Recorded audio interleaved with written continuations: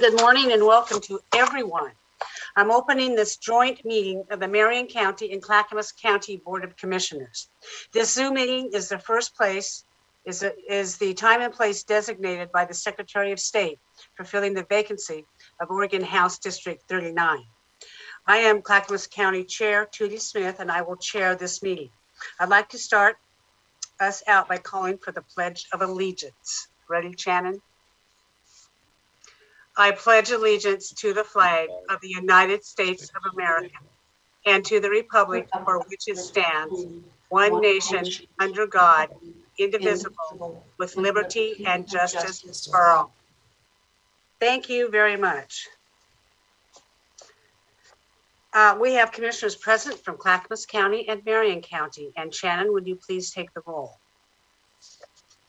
Marion County Chair Kevin Cameron. Here.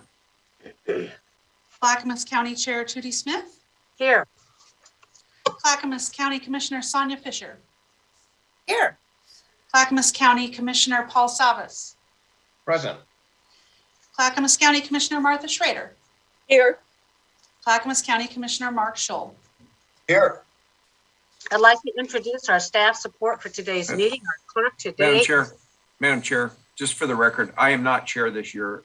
Commissioner Bethel is chair. Oh, okay. Thank you, Kevin. Thank you. I'd like to introduce our staff support for today's meeting. Our clerk today is Shannon Bays. Our legal advisor is Clackamas County Counsel Stephen Madcor. Before we discuss the procedures here today, I'd like to welcome the three nominees chosen by the Republican Party to replace former House Representative Christine Drazen. They are Paul Carlson, Donnie Hedlund, and James Heeb. It has been decided these three nominees will first speak in alphabetical order. I will now outline the procedures for today's meeting that were highlighted on the approved agenda provided to commissioners prior to this meeting. In a few minutes, I'll open up the meeting for public comment over Zoom. This section will be limited to 20 minutes in total. During this period, members of the public may provide comments over Zoom up to 1 minute each. Members of the public should start by providing their names and addresses. Our clerk will instruct you to raise your hands when the time comes. Once we're done with public comment, we'll move into opening statements. Each nominee shall have an opportunity to make a 2-minute opening statement. The nominees will be called upon one at a time to do so in alphabetical order. Once opening statements are completed, we will move to the question and answer portion of the meeting. Each nominee will have 2 minutes to answer each question. We will vary the order of the candidates' answers with each question. There will be 2 questions posed by each board. We'll alternate asking the questions by board. Marion County will ask the first, Vice Chair Schrader the second, Marion County the third, and I will ask the last one. This is not a public hearing, so no testimony will be received during or after the Q&A portion. Once the Q&A portion is completed, each candidate will be called upon to provide a 2-minute closing statement, again made in alphabetical order. Clerk Bays will keep the time for all answers and statements. After closing statements, we'll recess if needed. Following that, we will begin deliberations. All commissioners will have a chance to comment during deliberations. After comments are made, I will call for a vote. The votes will be made in alphabetical order, ending with Commissioner Cameron and myself. As provided by the Secretary of State, each Clackamas County Commissioner will have 10.8 votes, and each Marion County Commissioner will have 0.33 votes. The votes are weighted to reflect the share of voters or electors in House District 39 living within each county. The votes will be tallied and recorded. State's law says that a plurality is needed to appoint, so keep that in mind. It's not a majority that's needed, but a plurality. The person who gets the most votes will be appointed. If no one receives a plurality, that is, if 2 or more candidates are tied in votes, then I will call for another vote at that time. We will keep doing this until there is a winner. I may call for additional deliberations if a plurality does not emerge. And with that, I'm going to open up the meeting for public comment. This section will be limited to 20 minutes total. And before I ask for Chan and Stephen Madcor, I'd like a point of clarification since there is only one Marion County Commissioner present. Does that commissioner get just the 1.33 votes, or does he get all three of the votes? No, Madam Chair, there's no proxy. Commissioner Cameron only gets 0.33. Okay, thank you, Stephen, for that. Shannon, you're up. Thank you, Chair Smith. Now is the time for those on Zoom who wish to give public comment to use the raise hands feature. There we go. To use the raise hands feature, if you would like to give comment, if you're on the phone, hit *9.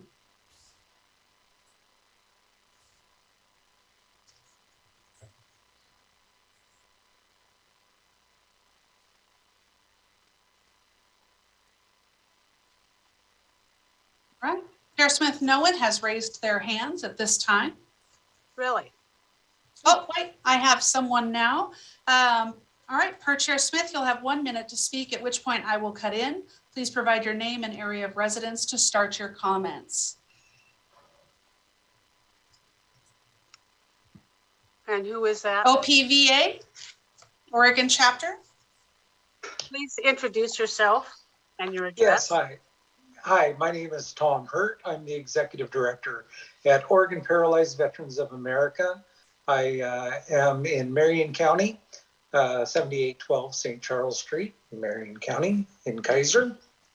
I would like to speak on behalf of Donnie Hedlund. I've known Donnie for a number of years, and Donnie is a member of the Oregon Paralyzed Veterans of America. I would highly recommend Donnie for filling the position of state representative. Not only would he be representing our veteran community, but also a very large and growing disabled community. Not to say anything from, Donnie lives in basically a rural part of 10 Oregon. seconds. And I highly recommend Donnie. Please look at his credentials. Thank you. Thank you. Shannon, anybody else? Next up is Gina Heeb. Gina, please unmute yourself, state your name and residence. You will have 1 minute. Hi, my name is Gina Heeb. I am James Heeb's mother, and I didn't know I was going to have the opportunity to get on here, but I have been watching all of you as well as watching James throughout the start of, just him getting more involved in politics. And over the last, I guess, 14 years since he's been back from Iraq, James has made amazing changes in our community, especially in the community of Canby.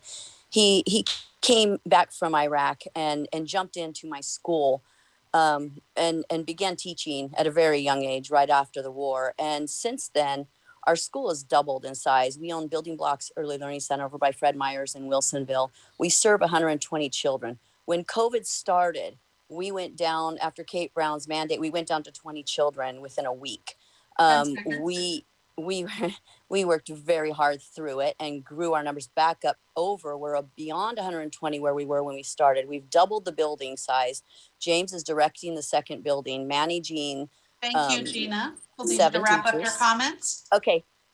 Managing 7 teachers and still continuing to do what he's doing with politics and supporting you guys and his community. He's my son, but he's also an amazing young man. And that's it. Thank you, Gina. If anyone else would like to give comment, now is the time to raise your hand. If you're on the phone, hit *9.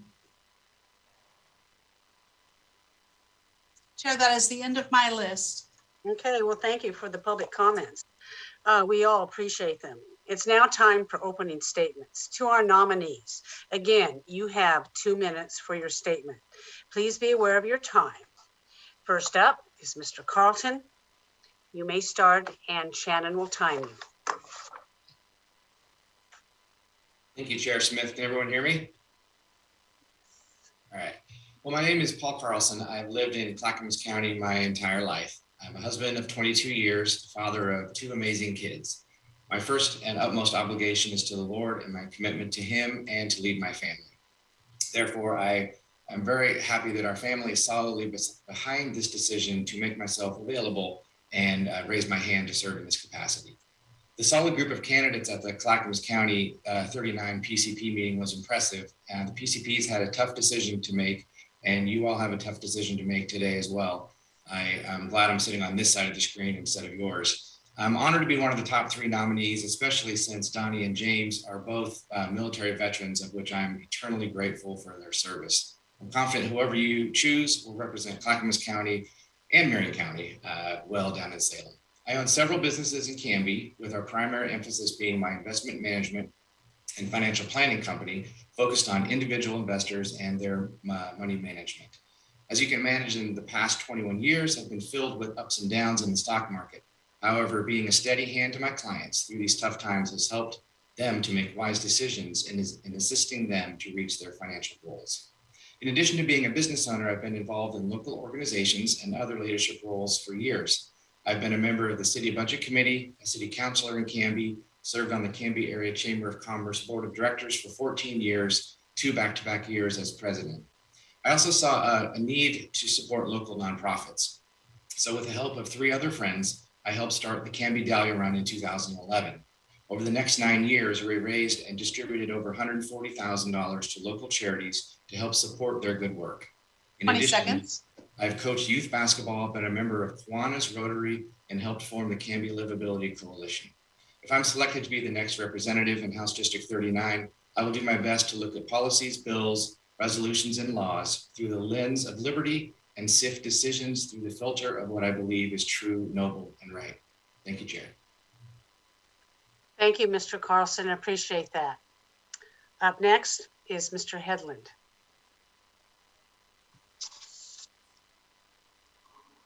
Mr. Hedlund, can you unmute your device, please? Thank you. We all do that, by the way.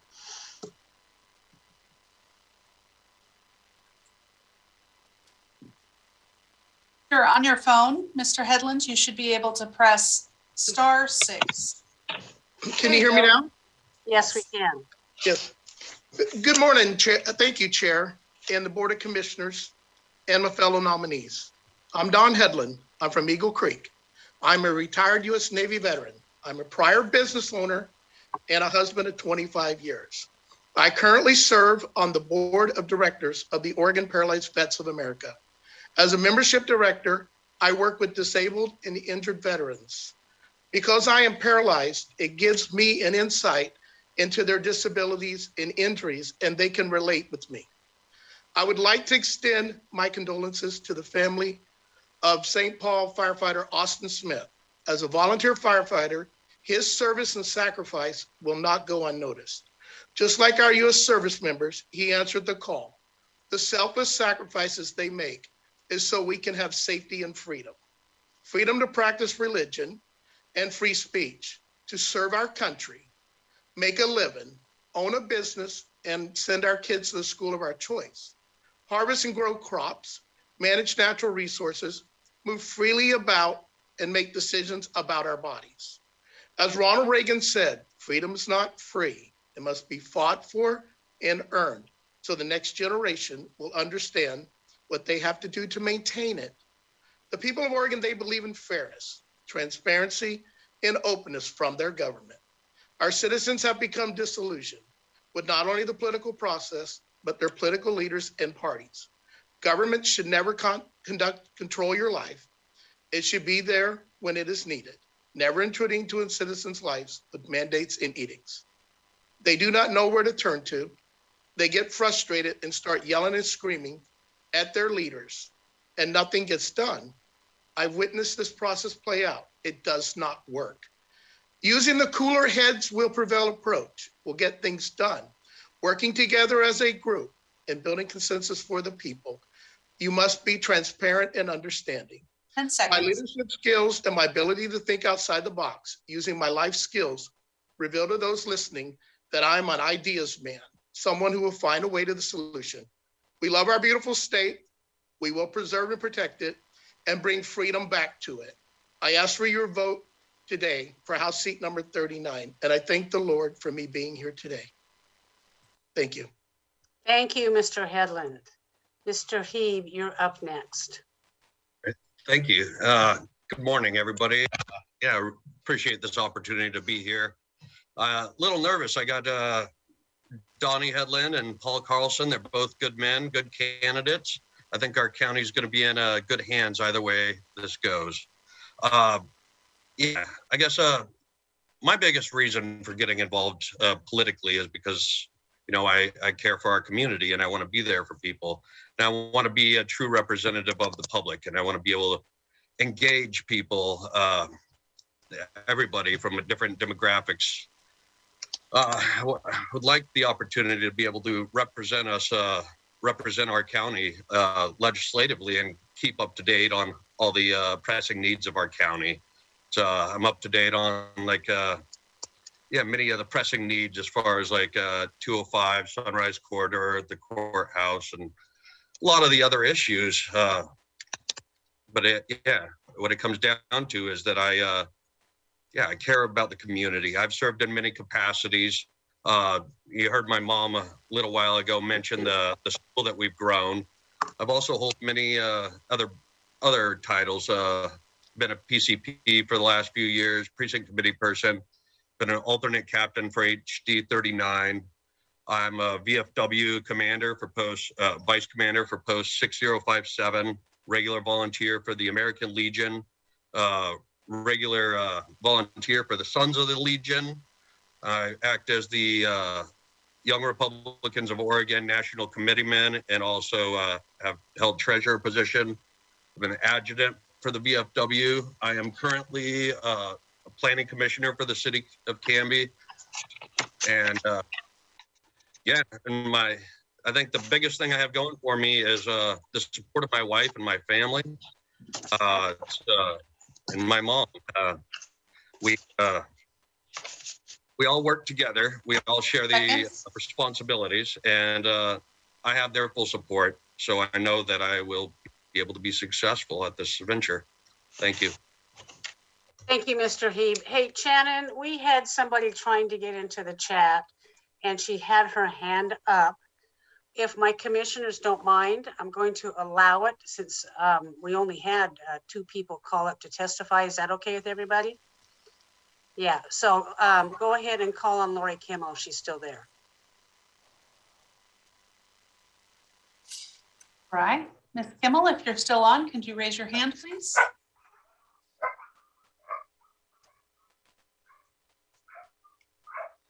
There we go.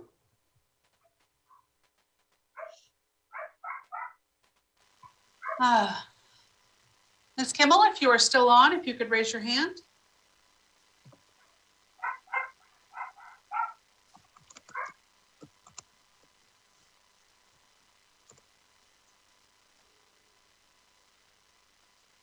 Don't see her. Maybe she left. Okay. All right. I guess we'll go ahead with the script. The first question will be posed by Marion County. In order, the answers will be provided by Mr. Carlson, then Mr. Hedlund, then Mr. Heeb.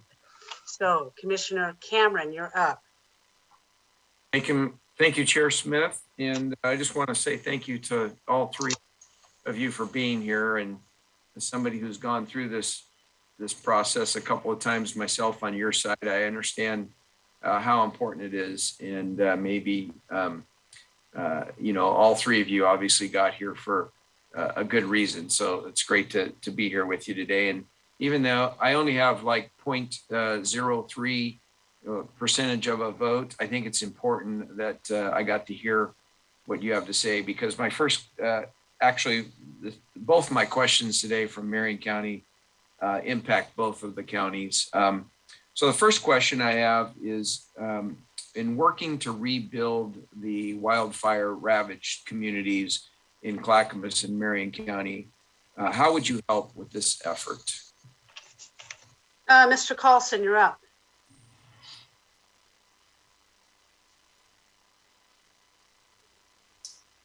Thank you, Commissioner Cameron, for that question. At this time, I don't know exactly all of the budgetary resources that would be available for those communities that are affected, but I think it's very important to help all communities, all folks who are negatively affected by the wildfires. So anything that we can do to help out our community, as long as that's not stressing the taxing system too much, I'm a firm believer in fiscal responsibility, and hopefully there is money in the budget set aside to do such things in an emergency.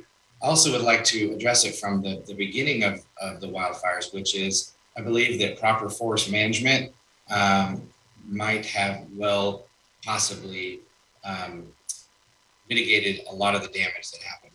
Our forests are crops. Like any crop, if we don't harvest it properly, it can be wasted. And so I believe that proper forest management in the future can help so that we don't have as many devastating fires as we had recently. Thank you, Mr. Carlson. Mr. Hedlund, you're up. Thank you, Commissioner, for that question. I am the one who is affected by those forest fires. I had a fire burn down, almost tried to burn down my house, and it burned down right through my backyard across Eagle Creek on the canyon wall. We had it come up on the 540 acres that is to the west of us, and the citizens of the area are the ones who went in there with their equipment and their people and put it out. Now, I've seen that happen.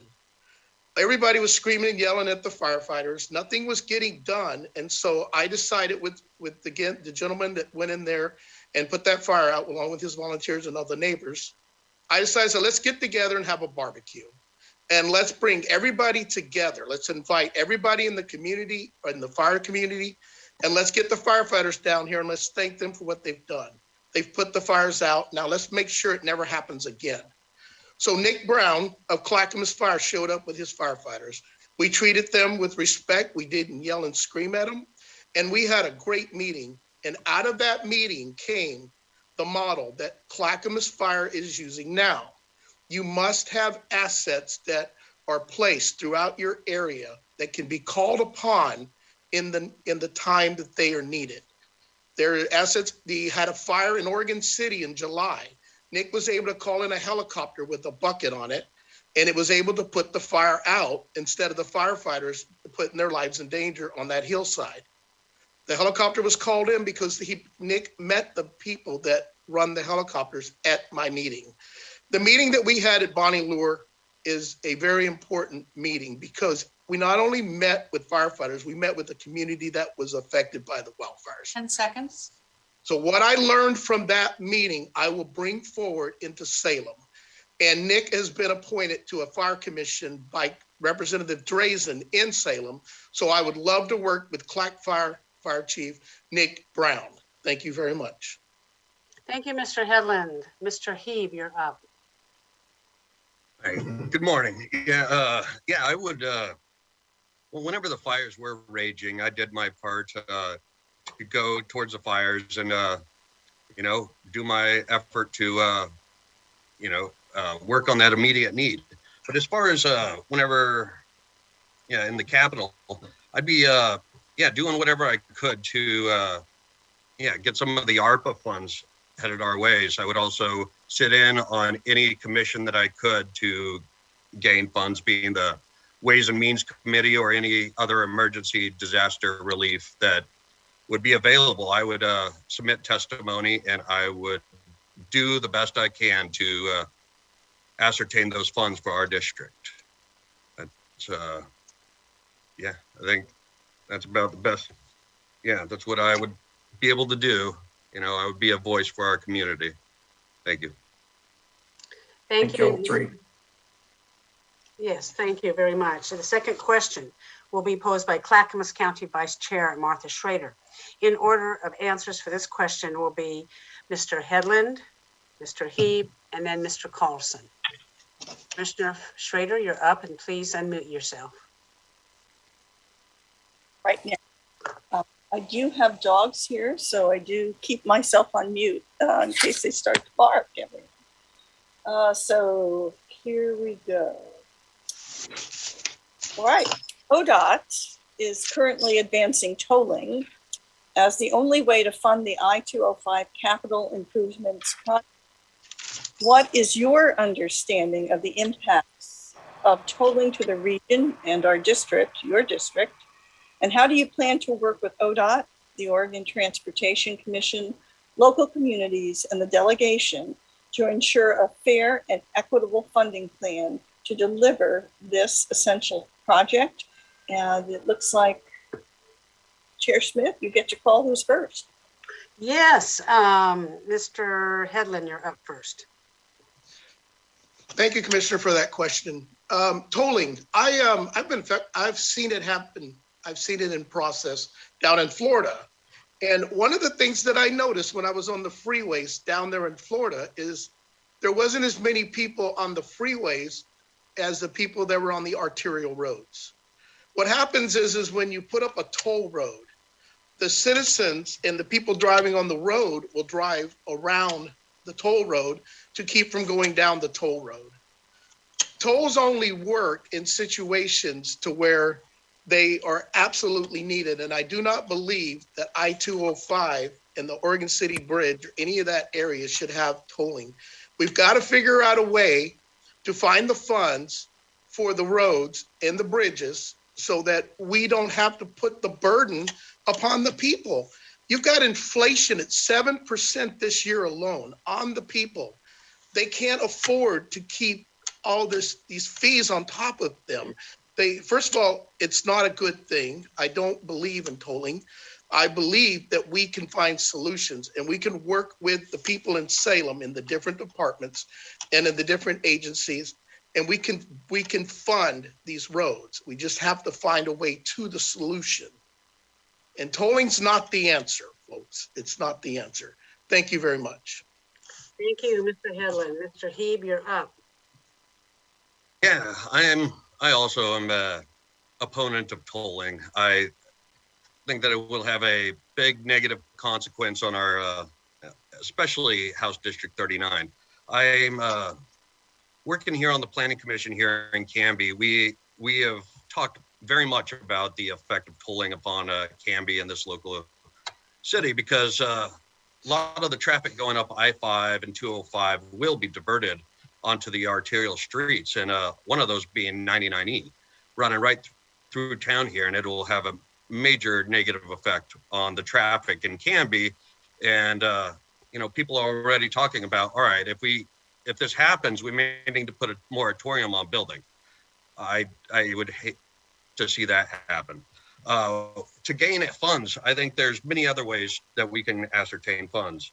I would go for the Capital Projects Commission. I believe it's chaired by Fred Gerard right now. I would go bug him every time that they're meeting.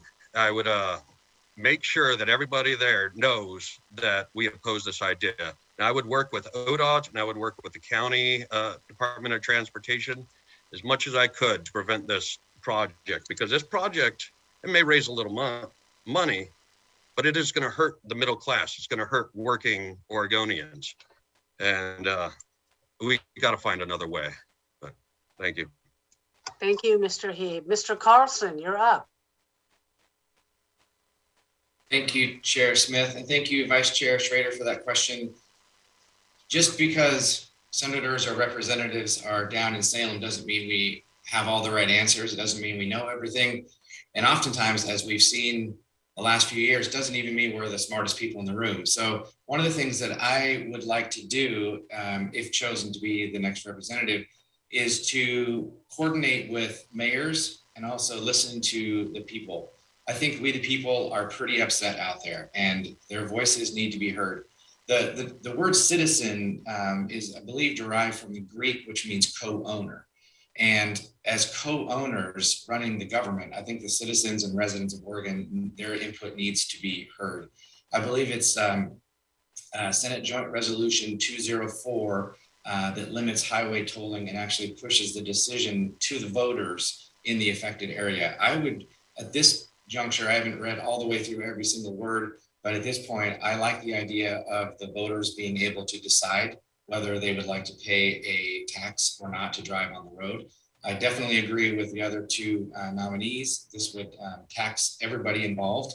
It would be an extra tax on the infrastructure and some of the arterial roads that are somewhat sleepy neighborhoods might be extra congested, of course, causing all new problems. So I would like to meet with the community, with the people that are involved, mayors in the area. But ultimately, I think that it needs to go to the voters. Thank you. Thank you very much for that. Up next goes back to Marion County. Commissioner Cameron, you're up with another question. Thank you, Madam Chair. I feel pretty privileged to get two questions and only get 0.3% of one vote. Thank you for allowing me to be here today.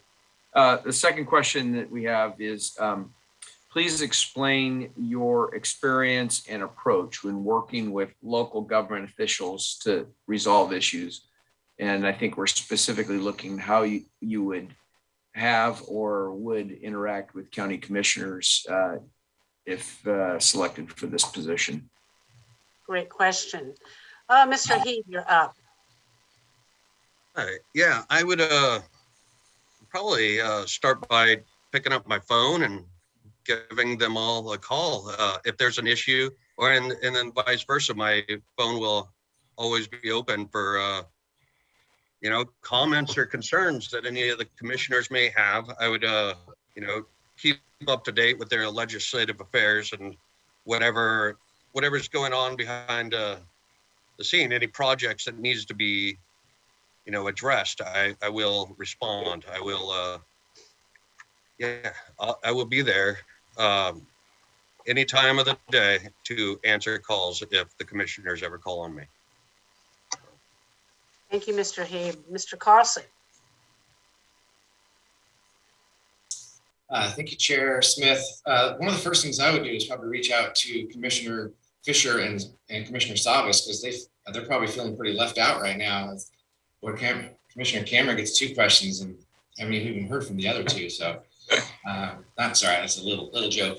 I do take what I do very seriously, but often I don't take myself too seriously. So I apologize for maybe a little comic relief every once in a while. I think that the powers that be that run the county and the cities, they have oftentimes more insight than what the legislators down in Salem have. Seen how the county commissioners, the mayors, and so forth are rooted in the community, and so I would really enjoy hearing the perspectives of all parties. I have friends that are more right than me. I have friends that are more left than me, and I value all of their opinions. I may not subscribe to every single one of their views, but their viewpoints and their input is very valuable. And as somebody who would like to speak for the people, I think it's important to hear what everybody has to say, whether we agree with them or not. And so reaching out to the county commissioners on a regular basis, I think would be a consistent thing that whoever is down in Salem for House District 39 should do on a regular basis. Thank you. Thank you. Mr. Hedlund, you're up. Yes, our leaders, they're the ones who know what is going on in their communities and in their cities, and also in the rural areas. So what we have to do is we have to work together. As a representative, I would go and I would represent the people's agenda. Counties have an agenda that they have to get through along with the people, and the people are being left behind. So we need to I would go to all the meetings. My goal is that I meet every single representative and senator in Salem first. So I get to know who I'm going to be dealing with in Salem. Then I would like to go to all the meetings for all the city councilors in all of the cities. And I'd like to get to know the people. I've already met some of the people out in the community where I live. I'm on the other side of the district from Canby. There's Estacada, Eagle Creek, all out in this whole area out here, Sandy Boring. There's a lot of people out here that feel that they're not being listened to. So what we have to do is we have to start working on the people's agenda, not our own, and we've got to listen. And they're not. The people feel that their leaders are not listening to them. So we have to open up our ears and open up our eyes and say, I'm hearing you. Now I'm going to take action, action, action. Write all the notes down, listen to the meetings. Everything's recorded these days. And then go back and listen to that again and see what that citizen, commissioner, or city official, rural official said to me, so that I can then move forward with what we got to do to start making change for the people. That's very important. We have got to make change for the people. They're asking for it every single day, and we need to listen to them. Thank you very much. Thank you, Mr. Hedlund. Now it's my turn to ask the fourth and final question. We'll go in order of Mr. Carlson, Mr. Heap, and then Mr. Hedlund. Clackamas County's #1 legislative priority for this session is to secure final approval for the $94.5 million in state bonds to support the replacement of the county courthouse. How will you work with your colleagues to ensure this money gets over the finish line? First is Mr. Carlson.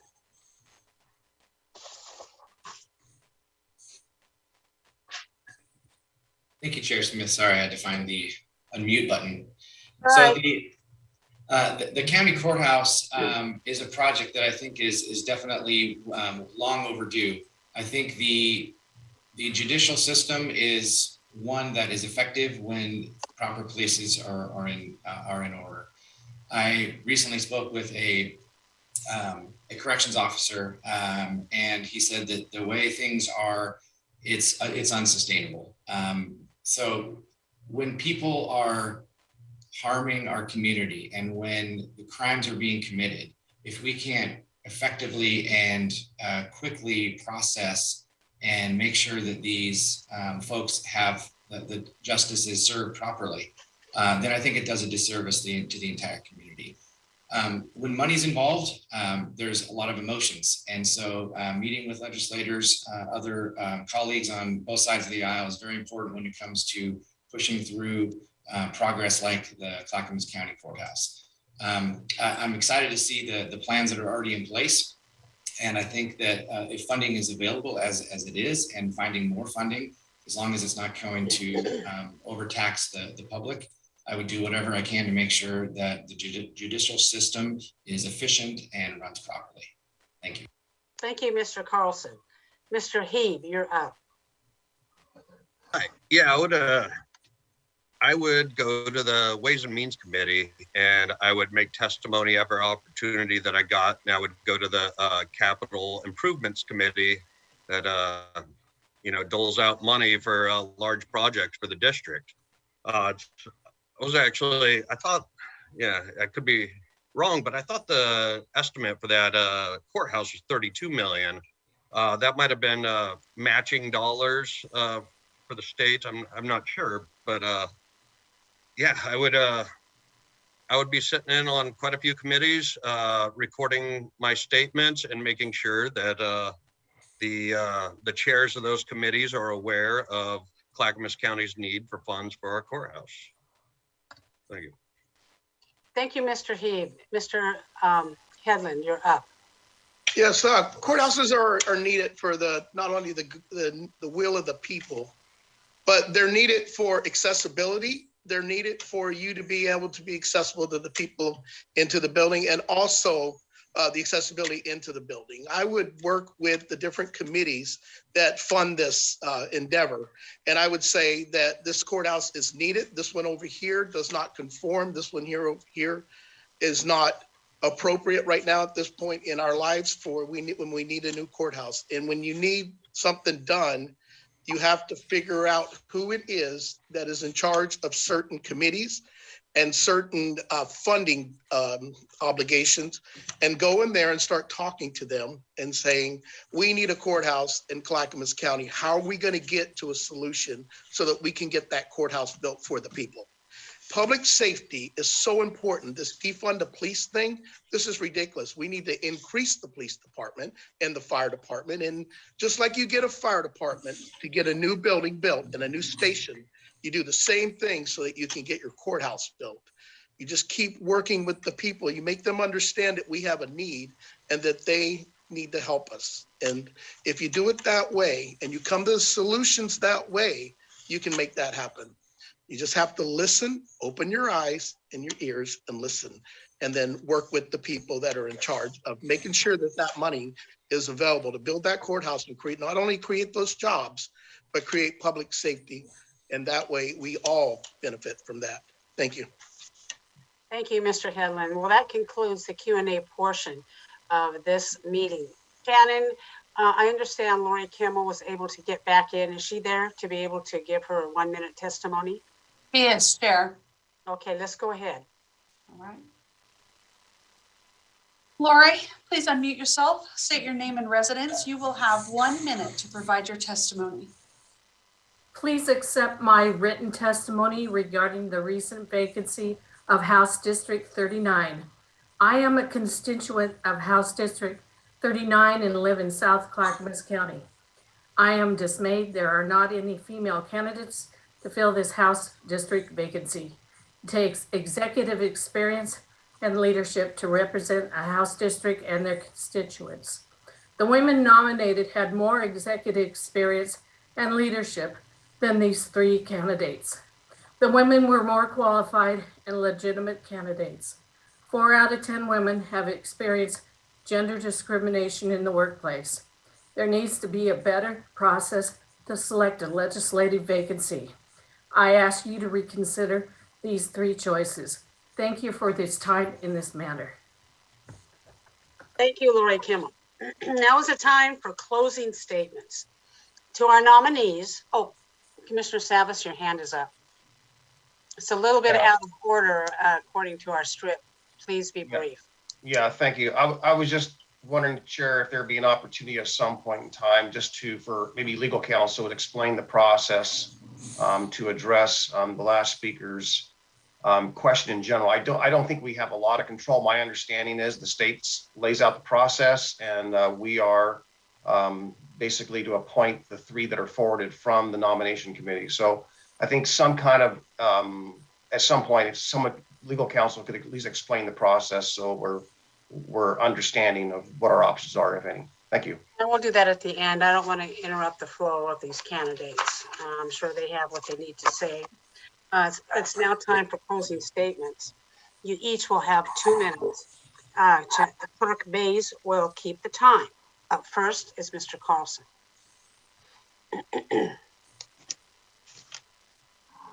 Thank you, Chair, and thank you all the commissioners for taking your time to be here. Commissioner Cameron, your vote does count. So thank you for being here as well and for your questions. When I decided that I would raise my hand and do this, it was not because it was some ambition of mine to advance through the halls of Salem. I felt like I was being called to at least stand up and raise my hand, and that's why I'm here. I am very confident that the county commission will make the right choice. If that's me, I am willing to do that. If it's not me, I will be a cheerleader for Donnie or James or whoever you put through.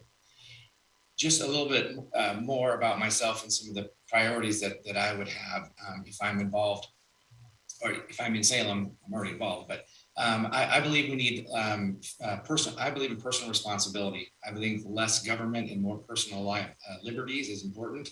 The government has slowly been encroaching on our rights with endless mandates, business closures, unconstitutional shutdowns. The Johns Hopkins University just had a recent study showing that the shutdowns of 2020 were virtually ineffective. Also, the government telling us whether we can have Christmas with our family or not is so far out of their purview, it's ridiculous. Last week, Representative Bynum stated on the House floor, quote, "We deserve to live free lives," unquote. I have not yet met Representative Bynum, but I would have to agree with these words. I've also heard it put this way: the government does not exist to grant us our freedoms. It exists to protect our freedoms. 20 seconds. Personal responsibility, limiting taxes, and also more local control. I'm all for keeping local control, especially at the school board level. School board members and administrators know more about the community than bloated bureaucrats in Salem. So I'm all for more local control. Thank you for your time, everybody, today, and I don't envy your position today. Thank you. Thank you, Mr. Carlson. Mr. Heap, you're up next. Hi. Yeah, I'll I just wanted to address Lori Kimmel real quick. That's one thing down in the legislature right now that is a positive thing that I learned while I was down there last week is that we now actually have a majority in the House of women. It's for the first time in our that I know of in the House district. We now have there are lots of women in the legislature, and it's very neat to see. I also happen to live under a matriarch. My mother is head of the family these days, and I happen to work and with a lot of women, and I value their perspectives. But on with my closing statement, I suppose. My biggest concern is to be a representative of the public. I want to be able to meet with people, know their concerns. I want to be able to represent our district and with the ongoing projects that we have, being the widening of 205 from I-5 to Abernathy Bridge, or the Sunrise Corridor, rebuilding the courthouse. I want to make sure that any taxes, there's transparency and accountability. I want to make sure that we're making wise decisions with our constituents, our stakeholders' money. I want to review our land use laws, because our population here in Clackamas County is predicted to be almost double in the next 50 years. And we're going to need more houses for our, this housing crisis. We need to figure out how to do that. I would also like to keep Clackamas County independent from the state and not be tied in with the metro area as we have over this whole coronavirus. A liberty for our county is good. And then I also want to be there for our small business community. Small businesses are the backbone of our economy, and they are very important. Thank you. Thank you very much to the panelists. Chair Smith? Yes. Mr. Hedlund needs to give his closing statement. Apologies, Mr. Hedlund. I got off on my script. You're up next. Thank you, Chair. My life experiences have brought me to this point, and it's to never give up. It's always to keep moving my wheels forward. As I told the PCPs, you're supposed to represent the people, their agenda, not your own. For 2 generations now, the Democrats have been in power, and they keep representing their agenda. We cannot mandate and control our citizens. They've seen what's on the other side of the state line. Even on the other side of the mountains, it's a different world. If you go into Idaho, none of this even exists. Something's going on in the state of Oregon, and we need to fix it. And we need to get together, and we need to be citizens for the people. I know we're representatives, and we'll be representing them, but we have to come together as a group and go, hey guys, how do we make the lives of the people of House District 39 and the state of Oregon better? If you own a small business, we have to support small business. It's the lifeblood of our economy. If you want school choice for your child, we have to figure out a way to let the parents make the decisions for their children in school, not these tyrannical, overbearing school boards. We need more police and firefighters, no more mandates. We need to tackle the homeless and drug problem. We need to show the people that you have your freedom back. You can own your own property. You can harvest crops. You can grow timber if you want to. And then you can harvest that and supply the world with the materials that we need. Our supply chains they're locked up. And we have to figure out a way to get them open back up, get Oregon open back up for business. 8 seconds. And have people come back to this state and say, I'm home. I want to be here. And that's how we do it. But we have to work together as a group to do it. By yourself, you're not going to get anything accomplished. But when you get together as a group and you start throwing those ideas around, things start coming together. The money is available. It's just a matter of figuring out a way to get it to the people. Thank you very much. Thank you, Mr. Hedlund. Stephen Madcor, would you like to opine on the question that Commissioner Savas posed? Well, the selection of the appointment to fill the vacancy in the House, as it would be the Senate, is dictated by state law, and it says that there's certain residency requirements and party affiliation requirements, but the appointments come from the, in this case, the Republican precinct. If it were a Democrat, it'd be out of the Democratic caucus. They give you no less than 3 names and no more than 5 names. So other than the panel before you, this board has no authority to select other candidates. It's dictated by state statute. Does that help, Commissioner Savas? Thank you. Thanks a lot. Well, folks, at this point, we can either take a very short recess or we can deliberate and keep going. What is your preference? We're not even an hour into it, almost an hour. I'm okay going forward. I'm usually the one that wants the break. That's right. Okay. Moving forward. All right. Thank you.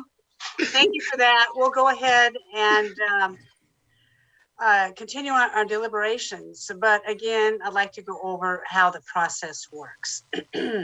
The order of deliberations and comments will be in reverse alphabetical order, but the Marion County Chair and I will speak last. After comments are made by all commissioners, I will call for a vote. The votes will be made in alphabetical order, ending with the chair. Kevin, you get to be chair today, so. I will. Okay, as provided by the Secretary of State, each Clackamas County Commissioner will have 10.3 votes, and each Marion County Commissioner will have 0.33 votes. The votes will be tallied and recorded. State law says that a plurality is needed to appoint, so keep that in mind. It's not a majority that's needed, but a plurality. The person who gets the most votes will be appointed. If no one receives a plurality, that is, if 2 or more candidates are tied in votes, then I will call for another vote at that time. We will keep doing this until there's a winner. I may call for additional deliberations if a plurality does not emerge. Are there any questions about this, folks? Okay. With that in mind, let's get to the deliberations. We will go in reverse alphabetical order, ending with the chairs. So on my list, we were going to start. Cole Willis is not present. So Commissioner Mark Scholl, you're up. Yes, good morning. And James, Paul, and Dawn. The last few days, I've read your bios. I've heard what you've had to say today, and I got to tell you, it's a pleasure to know that there's gentlemen like yourselves out there willing to step up to serve House District 39. Any one of you would be an effective representative. And thank you, and best of luck to each of you. Thank you, Commissioner Scholl. Commissioner Schrader, you're up.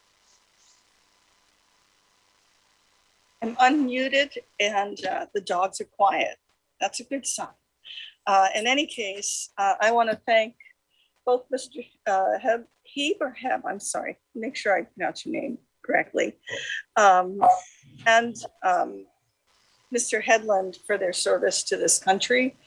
I was able to be the first chair of the Veterans Services Committee down in Salem back in the day as a state senator because we knew that our veterans need to really get an opportunity to receive the services that they have earned because of their service. So I have a great respect for what you've done and how you've served your country. And I am proud that I had an opportunity at one point in the legislature to move those things forward.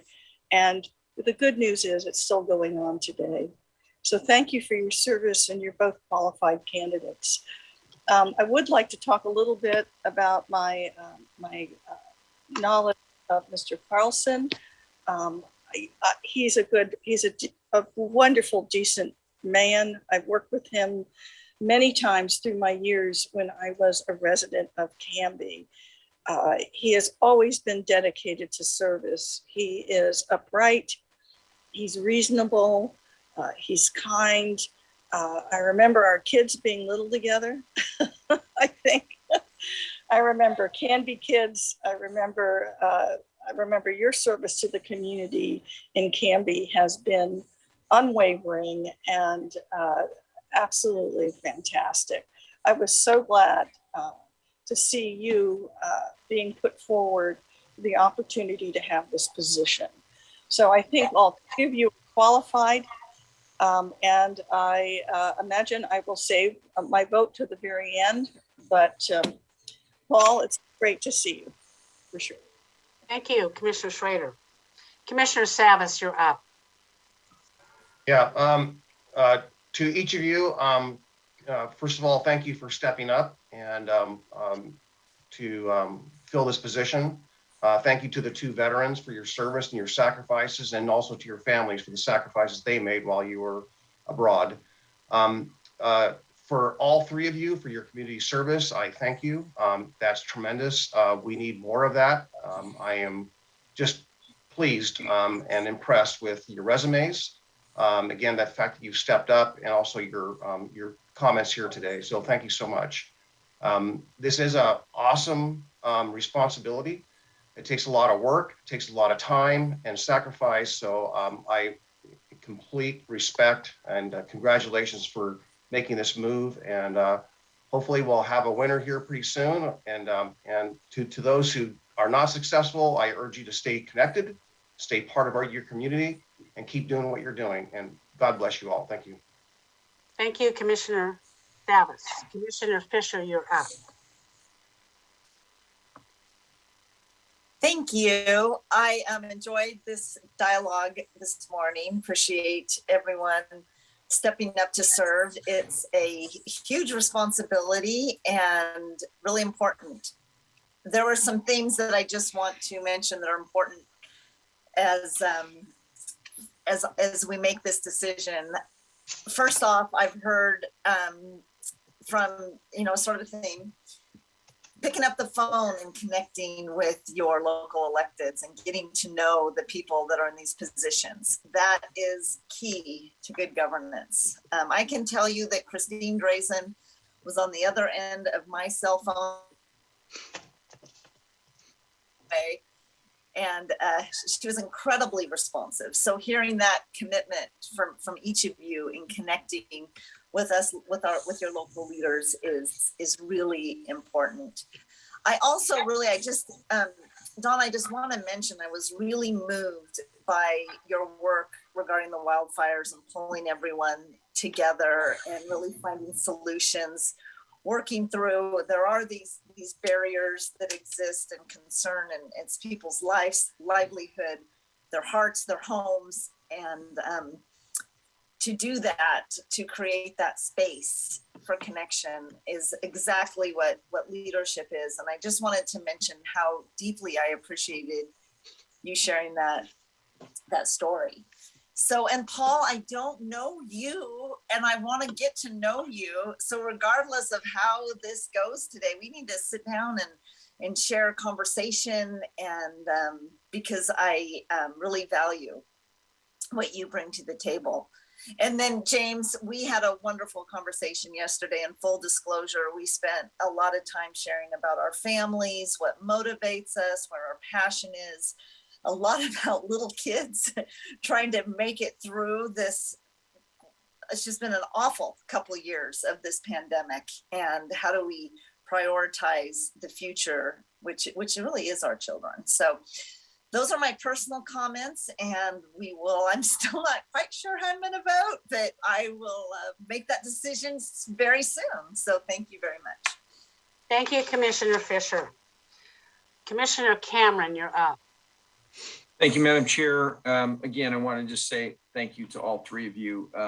If your ability, as you described, to support each other, no matter who gets there, is sincere ability, that's what it takes when you get into the legislature. As I know Commissioner Schrader and I both have had experience there, and it requires you to be really supportive of each other, whether you wear an R sleeve or a D sleeve. You got to come in there and look at people with number ones on their forehead and help them get what they need so you can get what you need. So I appreciate all three of you and your cooperative attitude towards each other right here. And many of the things you described, you obviously have the same fundamental beliefs in many areas. I want to say thank you to Paul for your recognition right up front of the other two's military service. I, for one, did not serve, and I want to thank you both, as everybody else has, for serving our country in that way. It's chills up and down my spine when I think about it. And Don, for you living through the fire as I did, I was evacuated in the middle of the fire from Detroit, and your firsthand knowledge of what that felt like, and the future for people that still have not got back into a home and they're still out there. So appreciate that. And then James, I want to acknowledge you for your acknowledgement of Lori and wanting to be able to listen to her and respond to her and her concerns. And you did that right here. And understanding the committees where you would need to go to get the relationships with the people for funding. So all three of you have these strengths, and I just want to thank you for allowing me to get to know you a little bit more. And regardless of what direction goes from here, I hope our paths cross in the future. So thank you very much. Thank you, Madam Chair. Thank you, Commissioner Cameron. Well, this is fairly hard. I've served in the legislature like two of my colleagues, and I've also applied for appointments and did not get them. And it's really kind of nerve-wracking. I try to just zero it back and make it as comfortable as possible.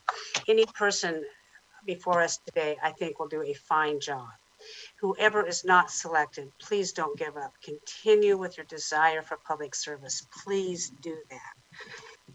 You all were great candidates. Don, you and I share evacuation stories, and I too was evacuated like Kevin Cameron was. Yeah, that will never leave us. That will never leave us. It will be an indelible mark on our psyche. It's just the way it is. Experiences make us or they break us. Yes, ma'am.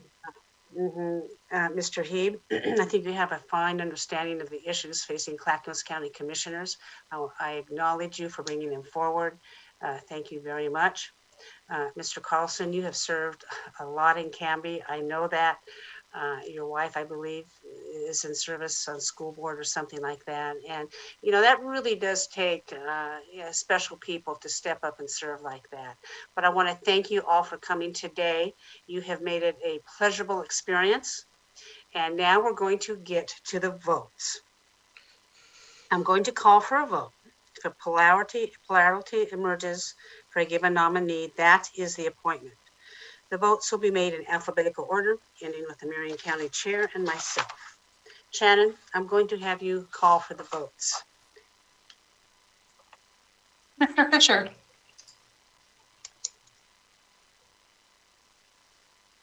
You said Commissioner Fisher?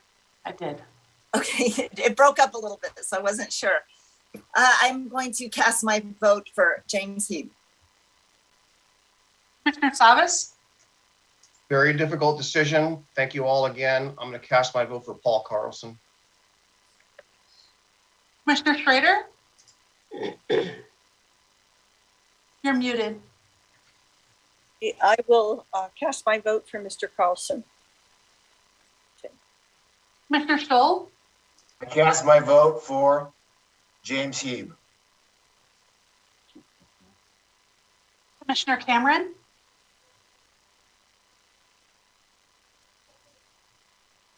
You're muted, sir. Ask my vote for James Heeb.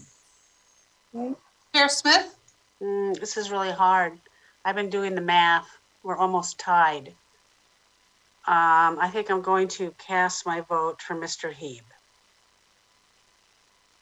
Stephen Madcor, you're up. I get to vote? You get to declare if a plurality has been met.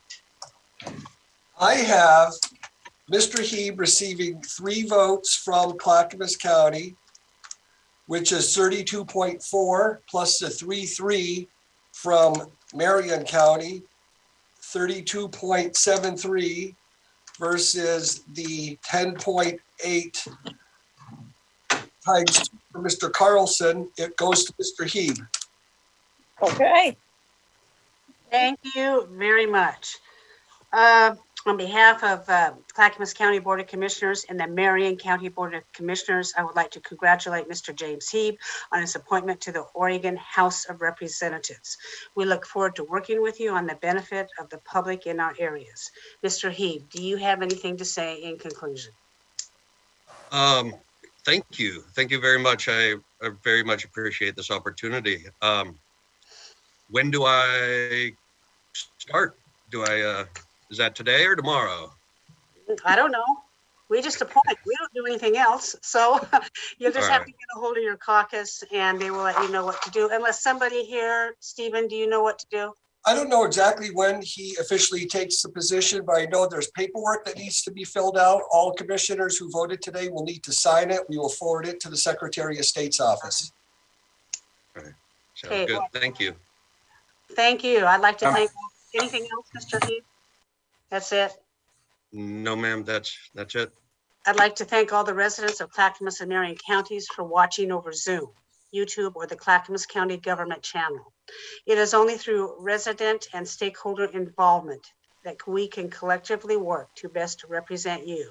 So please don't be strangers to our meetings. And with that in mind, this meeting is adjourned. Thank you, everybody, for your participation. Thank you, everybody. Good job, James.